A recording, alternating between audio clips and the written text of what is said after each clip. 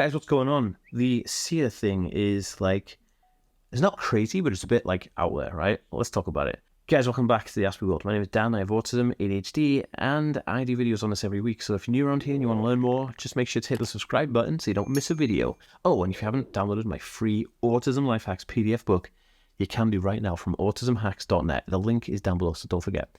Guys, Sia came out 2 years ago and was like, I've got this movie called Music. And it was this whole thing where we had to watch this painful performance by Maddie Ziegler pretending to be an autistic person. And it was like shocking. It was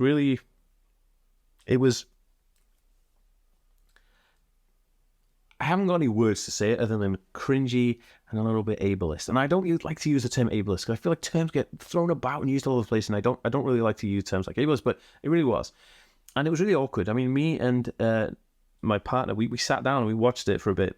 And then she was like, yeah, this is not good. And we got to the part where they actually sat on the autistic character when they were having a meltdown in the street. And I thought, yeah, this is not good. So I turned it off.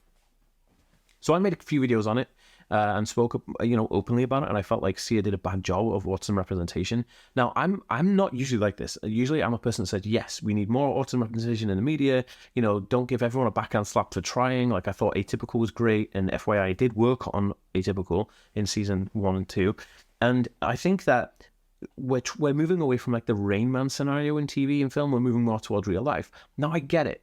Maddie Ziegler was mimicking an autistic person, and she was showing the examples of what it would be like for an autistic person with high support needs, right? And I get it. I really do get it. But there was something that was just off about the film. It didn't sit well. There was something about it. I don't know. I just felt compelled to talk about it. And it was difficult to watch, and it was cringeworthy. But then also, I was like, okay, she never apologized for it, and blah blah blah.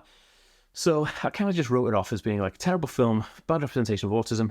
But recently, apparently she has apologized. Apparently, Sia apologized and said that she wished she'd done more, research beforehand, and that she was really sorry for offending the autism community.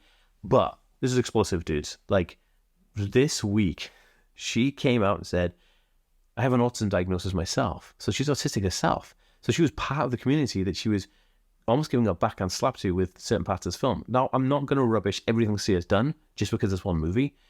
Her attitude on Twitter was terrible. I mean, I put tweets out in some of the videos that she'd said, like, basically arguing with the autism community about them just expressing their opinion on the film, which is fine. Critics do it all the time. So she had a really bad attitude, but I don't know why. Maybe she was already going through this process. Regardless of whatever, happened, she has an autism diagnosis. Now, I think it's great that she is open enough to talk about herself being on the autism spectrum, which is great, and I salute her as part of the autism community. But it doesn't take away from the fact that the film sucked big time.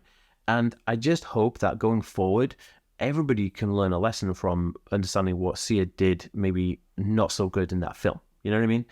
The fact that she apologized is amazing. It takes such a big person to apologize. Like, you have no idea. So I think that was great she apologized. And then the other thing is that her being autistic, I think, is really interesting. We're learning so much more about the world now through the eyes of everybody. But we already kind of guessed that she'd be an autistic because, like, she's just kind of quirky like us, you know what I mean? And I think that's a cool thing.